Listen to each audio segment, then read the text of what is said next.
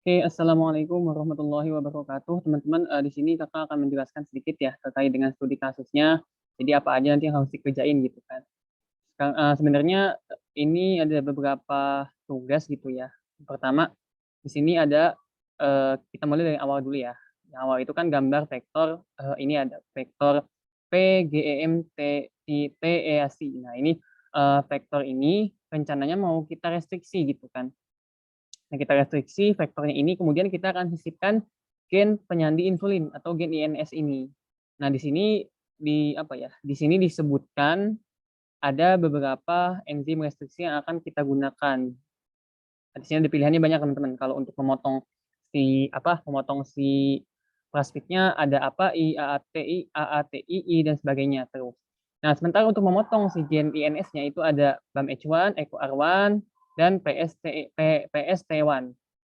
Nah, ini sebelum kita lanjut ya, teman-teman harus tahu dulu kalau kita mau menginsersi atau kita mau menyisipkan gen asing ke dalam plasmid, syaratnya adalah salah satunya penggunaan enzim restriksi yang mau buat motong plasmid yang ini ya, itu harus sama sama enzim restriksi yang akan digunakan untuk memotong si gen interestnya atau gen yang akan kita sisipkan. Jadi gen yang buat motong enzim yang buat motong INS itu akan sama dan harus sama dengan enzim yang akan motong si plasmid. Nah, supaya apa? Supaya nanti terjadi kecocokan situs ligasi. Jadi bisa disambung istilahnya antara si gen INS sama plasmidnya. Tuh.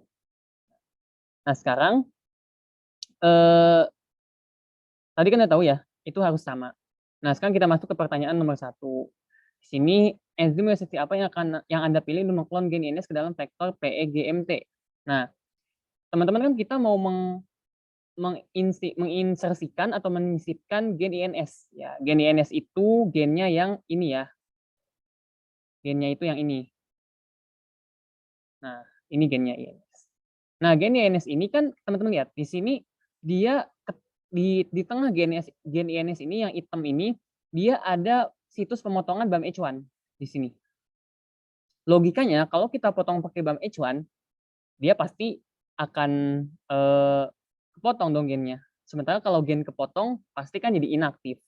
Nah, makanya berarti kan nggak mungkin kita pakai BAMH1 gitu teman-teman. Nah, berarti kemungkinan besar kita gunakan ya EcoR1 sebagai situs potong yang sebelah kirinya sama PST1 untuk situs potong yang sebelah kanannya. Intinya kita menggunakan enzim resistensi yang bisa memotong gen INS-nya, jadi bisa membawa gen INS-nya tapi nggak memotong. Karena kalau gen INS-nya kepotong ya mati gennya. Tapi kalau misalkan gennya cuma motongnya pakai satu enzim ya istilahnya masih nempel gen yang nggak bisa kita lepas. Makanya kita gunakan dua enzim tapi dengan syarat dia tidak sampai memotong sekuen gennya itu. Ya, itu yang nomor 1. Terus yang nomor 2 terkait dengan hasil potongan enzim yang Anda gunakan. Nah, ini tinggal teman-teman cari aja. EcoR1 tuh potongannya apa, PST1 potongannya apa, apakah dia blunt end atau sticky end. Nah, kemudian yang nomor 3, cara menapis screening koloni yang akan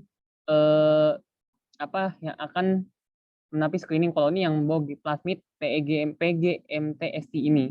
Nah, teman-teman lihat di sini. Di plasmid ini teman-teman lihat si situs restriksinya, situs restriksi yang kita gunakan ya. Sini kan ada, tadi kan kita pakai enzimnya apa? EcoR1 sama PST1. EcoR1 tuh di sini, ya. PST1 itu ada di sebelah sini. Ya, jadi EcoR1 akan memotong di 52, si PST1 itu akan memotong di 88. Jadi yang hilang tuh dari 52 sampai 88. Segini teman-teman, itu yang hilang. Ya. Nah, teman-teman lihat di sini. Di sini kita ketika kita menyisipkan gen INS itu, berarti kan akan ada marka seleksi yang akan terpotong. Ya, teman-teman harus ingat lagi, apa itu marka seleksi? Marka seleksi itu suatu region khusus dalam plasmid yang dia menyandikan suatu karakteristik tertentu. Nah, itu kita bisa gunakan sebagai penyeleksi gen yang udah disisipkan. Nah, di sini teman-teman lihat, di sini ada dua marka seleksi ya. Yang pertama ada ampicillin resistant AMPR sama ada gen LAC Z. Nah, ini apakah kalau ampicillin resistant Ya, namanya aja ketahuan ya, berarti dia penyandi resistensi antibiotik ampicillin. Nah, kalau LAC-Z ini adalah penyandi gen laktase ya untuk metabolisme laktosa, teman-teman. Nah, di sini teman-teman lihat, enzim ini, si restriksi ini dia memotong pada marker seleksi LAC-Z. Nah, makanya kalau logikanya, kalau misalkan gennya kita sisipkan INS-nya, berarti LAC-Z-nya itu jadi inaktif. Maka dia nggak bisa lagi menyandikan laktase, atau nanti plasmidnya itu nggak bisa lagi memetabolisme laktosa. Simpelnya gitu. Nah, teman-teman silahkan cari metode apa yang digunakan untuk seleksi LAC-Z. Ya, ada metodenya. Ya, mungkin pernah disinggung sama Bu Popi kemarin, tapi yang pasti ada metode seleksi yang digunakan, seleksi koloni ya, namanya seleksi koloni yang digunakan untuk menyeleksi apakah LAC-Z-nya itu udah terinaktivasi atau belum. Logikanya, kalau dia terinaktivasi, berarti dia nggak bisa lagi kalau dia terinaktivasi atau dia udah disisipi gen. Kan kalau disisipi gen berarti inaktif ya, gen LAC-Z-nya kepotong. Nah, berarti dia nggak bisa lagi memetabolisme laktosa. Tapi kalau misalkan dia nggak kepotong, berarti dia masih bisa memetabolisme laktosa. Alias dia nggak membawa gen INS-nya gitu ya, teman-teman. Jadi itu harus harus tahu nanti apa sih nama seleksinya. Kakak yang penting kalian tahu aja nama seleksinya itu apa gitu. Misalkan seleksi apa-apa. Nanti hasil positifnya gimana? Kalau positif berarti dia akan kalau positif berarti dia akan dia masih bisa memetabolisme laktosa gitu kan. Berarti kan kalau dia masih bisa memetabolisme laktosa, berarti LAC-Z-nya nggak kepotong. Berarti nggak ada gen INS-nya. Tapi kalau dia negatif, berarti kan dia dia nggak bisa memetabolisme laktosa 1. Nah, berarti dia kan artinya dia kepotong gen LAC-Z-nya. Berarti dia sudah disisipi dengan gen INS gitu. Itu harus paham. Ya, silakan kalian cari. Oke, itu yang nomor 3. Ya. Kemudian kita lanjut ke yang berikutnya yang bawah. Di sini ada gambarkan plasmid rekombinan PGMTSCINS dan tunjukkan di mana lokasi DNA insert. Ini kasar aja teman-teman gambarinnya. Yang penting kalian tahu aja. Dia nyisipnya itu si gen INS-nya di marker seleksi yang mana dan di nomor berapa. Itu aja. Misalkan tadi kan sebenarnya udah kakak sebutin juga ya. Tadi dari nomor berapa sampai nomor berapa gitu kan. Dan di marker seleksi apa gitu. Nanti kalian ya gambarnya kasar aja gitu. Misalkan ini di mana? Misalkan di sini. Nah, nanti kasih warna beda aja gitu. Atau kasih agak tebal aja. Itu buat menandakan itu gen INS-nya gitu.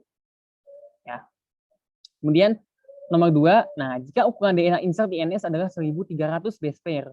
Nah, berapa ukuran plasmid rekombinan? Ini sebenarnya kalian harus tahu dulu. Plasmid ini kan ukurannya adalah yang plasmid awalnya dia 3015. Kemudian tadi kita memotong gen dari nomor dari 52 sampai ke 88. Kita memotong si gennya itu restriksi ya. Kita restriksinya dari situs 52 sampai ke situs 88. Berarti kan ini hilang nih teman-teman. Nah, jadi nanti 3015 dikurang sama ini. Ini berapa nih dari sini ke sini? Ya, 3015 dikurang ini, 3015 dikurang sama ini. Nah, kemudian ditambahin sama gen INS-nya. Tadi kan gen INS-nya itu 1300 ya. Berarti ukuran plasmid rekombinannya, PR-nya, itu sama dengan ukuran plasmid awal dikurangi restriksinya berapa, ditambah sama gennya ya berapa begitu. Itu harus nanti kalian hitung berapa hasil akhirnya gitu. Oke, terus yang nomor 3. Nah, ini ya, enzim asosiasi apa yang Anda gunakan untuk mengkonfirmasi keberadaan insert gitu ya. Sebenarnya ini aja, gampang teman-teman. Kalian lihat di sini. Kan kita pengen mengkonfirmasi keberadaan gen insert gitu ya. Tadi kan gen insertnya itu gen INS. Nah, teman-teman lihat aja, di sini kan gen INS dipotong sama enzim apa? Kakak tadi bilang, kalau misalkan gen INS-nya kepotong, berarti dia kan terinaktivasi. Ya udah, berarti enzim apa yang bisa memotong si gen INS? Itu aja, teman-teman. Nanti kan kalau dia kepotong, berarti dia inaktif. Bisa dicek. Berarti nanti dia nggak bisa menyandikan insulin gitu. Kalau gennya inaktif atau kepotong sama enzim restriksi yang tertentu gitu. Oke, sekarang nomor keempat. Kalau nomor keempat kan gambarkan elektroforegram ya. Ini sebenarnya kasar aja teman-teman. Ya teman-teman bikin aja BM-nya dari mulai 5000, 4000, teman-teman bikin aja BM-nya, misalkan ini BM dari 5.000, ini 4.000, ini 3.000, ini 2.000 gitu ya, atau ini 1.000 bolehlah sampai 5. Nah, kemudian kan di situ dimintanya ada 4 komponen, teman-teman. Yang pertama ada plasmid tidak terpotongnya, kemudian ada plasmid terpotongnya, ini plasmid tidak terpotong, ini plasmid terpotong, ini plasmid rekombinan. Ya, itu aja yang diminta. 3 ya, yang dimintanya 3, teman-teman. Plasmid tidak terpotong, plasmid terpotong, plasmid rekombinannya berapa. Nah, ini kan tadi 5.000, ini 4.000, 3.000, 2.000, 1.000. Nah, berarti kan teman-teman tinggal nempatin aja. Kalau misalkan plasmid tidak terpotongnya 3.000 sekian, berarti kan di sini. Kalau misalkan plasmid terpotongnya berapa, misalkan plasmid terpotong itu berarti yang belum disisipi ya, teman-teman. Yang udah dipotong tapi belum disisipin sama gen. Ya, berarti dia di mana? Ya misalkan di sini gitu. Terus plasmid rekombinannya yang udah disisipin sama gen INS. Berarti di mana? Misalkan di sini. Tuh. Ya, pokoknya taruh-taruh aja teman-teman di antara, pokoknya jawabannya di antara 3.000, pokoknya jawabannya tuh di antara ini, di antara angka-angka ini, nggak ada yang pas di angkanya gitu ya. Oke, itu terkait dengan yang ini. Nah, sekarang masuk ke data sekunder. Kalau data sekunder ini sebenarnya lebih ke apa namanya, lebih ke kayak menunjukkan apa ya, kasar aja sih gitu teman-teman, lebih ke kayak kasar aja, penunjukan kasar. Jadi kalau ini kan sisi restriksinya, jadi di sini kan ada situs restriksinya ya. Kalau di sini ada SAC1, ada SAC1, ada SAC1 juga, sama ada BAMH1. Nah, kalau dipotong dengan BAMH1, si plasmid rekombinan ini dia gimana gitu? Kalau misalkan BAMH1, oh berarti dia di ukurannya berapa nih Kak? Dilihat dari tempat atau posisi apa elektroforigamnya. Bahas gitu aja teman-teman. Terus ya ini pemotongan dengan BAMH1 seharusnya pitanya ukuran berapa gitu kan. Ya udah kalian kan BAMH1 motongnya di mana? Di 996. Ya, di sini 996. Dia bahasa plasmid awalnya itu 4834. Berarti kan tinggal dikurangin gitu ya, teman-teman. Nah, terus apakah hasil yang diperoleh sesuai? Ini mah tinggal kalian bahas aja kayak bahas laporan biasa gitu. Kemudian pada elektroforigam terdapat 3 pita DNA. Apa yang menyebabkan hal tersebut terjadi? Nah, nih yang ini teman-teman, ya, yang BAMH1. Nah, ini di sini kita lihat ada 3 elektroforigam yang terbentuk. Nah, itu kenapa bisa, Kak? Banyak. Silakan kalian cari, cuma biasanya ya Kakak kasih clue aja, mungkin bisa karena kontam atau bisa karena adanya nuklease, adanya enzim yang memotong. Jadi kepotong si plasmidnya itu tetap kepotong juga gitu. Ya, atau ada pengotor mungkin juga bisa. Intinya ada kesalahan lah dalam percobaannya gitu. Kemudian pada ini yang pemotongan dengan SAC1.